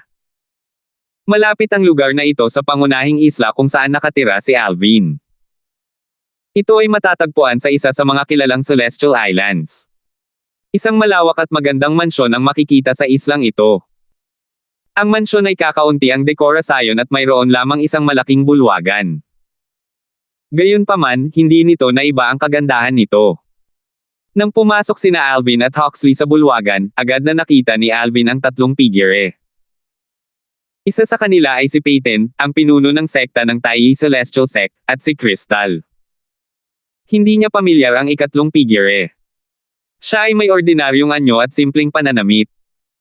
Gayunpaman, mayroon siyang pambihirang tindig na nagpapamukha sa kanya na kaakit-akit. Tiyak na susulyapan siya ng mga tao. Bukod dito, mayroong isang bagay sa kanya na nagpaparamdam sa mga tao na komportable sa paligid niya. Sa pangkalahatan, siya ay kaaya-aya sa mga mata. Hindi mahirap para kay Alvin na hulaan ang pagkakakilanlan ng ikatlong figure. Siya si Yanjun, ang isa pang Supreme Elder ng Thousand Spiders Celestial Sect. Bago ito, nalaman niya na mayroong dalawang Supreme Elder sa Thousand Spiders Celestial Sect. Pareho silang 7-star Celestial Dogs. May chismis na ang kasalukuyang pinuno ng sect ay isa lamang 6 combination Celestial Duke. Nangangahulugan ito na ang balita sa kalye ay mas mahina ang sect leader ng Thousand Spiders Celestial Sect kaysa sa mga sect leader ng Tai Celestial Sect at ng Martial Dragon Celestial Sect na 7-star Celestial Dogs. Gayunpaman, sa kanyang kasalukuyang katayuan, nalaman niya ang mga impormasyong hindi alam ng maraming tao. Halimbawa, si Shonyo, ang Golden Buddha, ang dating sect leader ng Martial Dragon Celestial Sect, na nagpanggap na namatay 3,000 taon na ang nakalilipas ay isa na ngayong 8 trigrams Celestial Duke. Bukod doon, nalaman din niya na ang sect leader ng Thousand Spiders Celestial Sect na inakala ng marami na isang 6 combination Celestial Duke ay nakalusot at naging isang 7-star Celestial Duke. At ang kanyang amo, isa sa mga Supreme Elder, na siyang amo rin ni Crystal, ay matagal nang naging isang 8 trigrams Celestial Duke. 2,776. Nang pumasok sina Alvin at Huxley sa bulwagan, si Peyton, ang pinuno ng sekta ng Tai Celestial Sect, ay lumayo kay Yanjun, isang panauhin mula sa Thousand Spiders Celestial Sect, upang batiin si Alvin. Isang maliwanag na ngiti ang makikita sa kanyang mukha habang sinasabi niya, Master Darfield. Bahagyang ngumiti si Alvin habang tumatango at binati si Peyton. Pinuno ng sekta. Samantala, si Crystal, na nakatayo sa likuran ni Yanjun, ang nakatatanda mula sa Thousand Spiders Celestial Sect, ay natural na nakita si Alvin pagpasok pa lamang nito. Natulala siya nang makita niya ang sect leader ng Tai Celestial Sect na naglalakad palayo sa kanila at nagkusa na batiin si Alvin ng may kasiglahan. Sa loob ng ilang panahon, naramdaman niyang matagal na siyang nahiwalay sa mga gawain ng mundo. Ang binata na nakasuot ng lila na hindi kilala sa Soaring Dragon Celestial Kingdom noon ay naging panauhing pandangal na maging ang sect leader ng Tai Celestial Sect, isa sa 3 pangunahing Celestial Sect ng Wasteland, ay sinalubong ng may kasiglahan. Matapos batiin ni Peyton sina Alvin at Huxley, pinangunahan niya sila kina Yanjun at Crystal bago niya sinabi ng may ngiti sa kanyang mukha, Master Darfield, ito ang Supreme Elder ng Thousand Spiders Celestial Sect, Elder Lantern. Tungkol naman sa babaeng ito, sa palagay ko ay hindi na kailangan pang magpakilala ako, hindi ba? Si Yanjun lang ang ipinakilala niya at hindi si Crystal. Oo. Oo nga. Hindi na kailangang ipakilala ni Peyton si Crystal dahil alam na ni Alvin kung sino siya. Siya ang pangatlong binibini ng angka ng Blackwell sa kabisera ng Soaring Dragon Celestial Kingdom. Higit sa lahat, siya ang huling disipulo ng dating pinuno ng sekta ng Thousand Spiders Celestial Sect at ang nakababatang kapatid na babae ng kasalukuyang pinuno ng sekta. Nang lumitaw si Alvin, ginamit ni Yanjun ang kanyang banal kamalayan upang siyasatin ito at patunayan na siya nga ay wala pang 100 taong gulang. Nabigla siya sa natuklasang ito kahit na narinig na niya ang tungkol sa mga nagawa nito noon. Tutal, ang makakita ay paniniwala. Master Darfield, narinig ko na mayroon kang malalim na cultivation base at bihasa sa alchemy kahit na wala ka pa sa 100 taong gulang. Ikaw ay naging Chief Celestial Alchemist ng Tai Celestial Sect ngayon. Isa kang tunay na pambihirang tao. Elder Huxley, natutuwa ka? Mahinahong sagot ni Alvin. Pagkatapos, prangkang nagtanong siya, Elder Huxley, may dahilan ba kung bakit mo ako hiniling na makilala? Hindi ako ang naghahanap sa iyo, sabi ni Yanjun bago tumingin kay Crystal. Gusto ka makilala ng pamangkin ko. Ayon sa kanya, pareho kayong matagal nang magkakilala. Tumingin si Alvin kay Crystal. May bahid ng pag-aalinlangan ang makikita sa mga mata nito. Bakit gustong makipagkita ni Crystal sa kanya? Sinusubukan pa rin ba niya itong hikayatin na sumali sa Thousand Spiders Celestial Sect? Oo nga. Matagal na tayong magkakilala. Tumingin si Crystal kay Alvin. Alvin, may sasabihin ako sa iyo. May kaugnayan ito kay Belinda. Mag-usap tayo ng pribado. Belinda. Kung ibang bagay lang iyon, tiyak na hindi magiging interesado si Alvin. Gayunpaman, dahil may kaugnayan ito kay Belinda, paano niya matatanggihan si Crystal? Tara na at mag-usap tayo, sabi ni Alvin kay Crystal bago ito lumabas. Nakasunod si Crystal sa likuran. Sa sandaling ito, tanging sina Peyton, Huxley, at Yanjun na lang ang natitira sa bulwagan. Sa labas ng bulwagan. Anong nangyari kay Belinda? Tanong ni Alvin sa malalim na boses habang nakatingin kay Crystal. Bagamat mukhang kalmado siya sa panlabas, makikita pa rin ang bahid ng pag-aalala sa kaibuturan ng kanyang mga mata. Maayos naman siya sa ngayon, umiling si Crystal at sinabing, pumunta ako rito para sabihin sa iyo na nagsinungaling ako sa iyo dati nang sabihin ko sa iyo na gusto siyang pakasalan ng Compassionate Celestial Traveler Sect. Wala siyang ipapakasal. Ano? Nang marinig ang mga salita ni Crystal, biglang nagbago ang ekspresyon ni Alvin. Bahagyang nalungkot siya nang sabihin niya, kaya kasinungalingan lang ang lahat. Dahil sa pagkadismaya ni Alvin, inihanda ni Crystal ang sarili at sumagot, oo. Bakit mo ginawa iyon? Tanong ni Alvin na may malungkot na ekspresyon, sa tingin mo ba ay nakakatawa? Hindi niya inaasahan na magsisinungaling si Crystal tungkol sa pagpilit ng Compassionate Celestial Traveler Sect kay Belinda na magpakasal. Labis siyang nag-alala nang marinig niya ito. Humingi pa siya ng tulong sa binata na may apelyidong Pemberton upang pigilan ang Compassionate Celestial Traveler Sect sa pagpapakasal kay Belinda. Sa huli, natuklasan niya na isa lamang itong malaking kasinungalingan. Nang makita kung gaano galit si Alvin, mabilis na humingi ng tawad si Crystal at nagpaliwanag, pasensya na. Gusto ko lang makita kung gaano kahalaga si Belinda sa iyo. Gusto kong makita kung gaano mo siya pinahahalagahan sa puso mo. Bakit mo ba masyadong pinapahalagahan ang kahalagahan o halaga niya sa akin? Malamig na tanong ni Alvin. Si Belinda ang matalik kong kaibigan. Hiniling niya sa akin na bantayan ka at iligtas noong tinutugis ka ng mga makapangyarihang tao mula sa Compassionate Celestial Traveler Sect. Ito ang unang pagkakataon na nakita kong may gusto siyang ibigay sa isang tao ng ganito. Bukod pa riyan, lalaki pa nga siya. Natural lang na mausisa ako kung anong klaseng tao ka. Tila hindi niya napansin ang lamig sa tono ni Alvin habang patuloy siyang bumubuntong hininga, noong nakilala kita, gusto kong makita kung tunay mo siyang mahal at pinahahalagahan kaya gumawa ako ng kasinungalingan para makita ang reaksyon mo. Hindi ko inaasahan na ganito kalakas ang magiging reaksyon mo. Tumalikod ka at umalis ka agad. Hindi ko man lang nasabi sa iyo na kasinungalingan lang pala ang lahat ng iyon. Talagang hiniling niya sa iyo na bantayan at iligtas ako noong tinutugis ako ng mga makapangyarihang tao ng Compassionate Celestial Traveler Sect. Bagamat maraming sinabi si Crystal, ang pangungusap na ito ay nakakuha ng atensyon ni Alvin. Nag-aalala ba si Belinda sa kanya? Hindi ko kailangang magsinungaling sa iyo tungkol sa ganyang bagay, sabi ni Crystal. Ayos lang ba siya? Matapos malaman na si Crystal ang matalik na kaibigan ni Belinda, naging mas magalang si Alvin kay Crystal. Hindi naman, umiling si Crystal at sinabing, kinuha mo ang kanyang pagkabirhen. Dahil dyan, hindi na siya magiging susunod na pinuno ng sekta ng mahabaging manlalakbay na Celestial. Ang kanyang layunin ay maging pinuno ng sekta ng mahabaging manlalakbay na Celestial. Simula pagkabata, sinanay siya ng kanyang Panginoon bilang magiging pinuno ng sekta ng mahabaging manlalakbay na Celestial. Hindi pa rin alam ng kanyang Panginoon na nawala na ang kanyang pagkabirhen.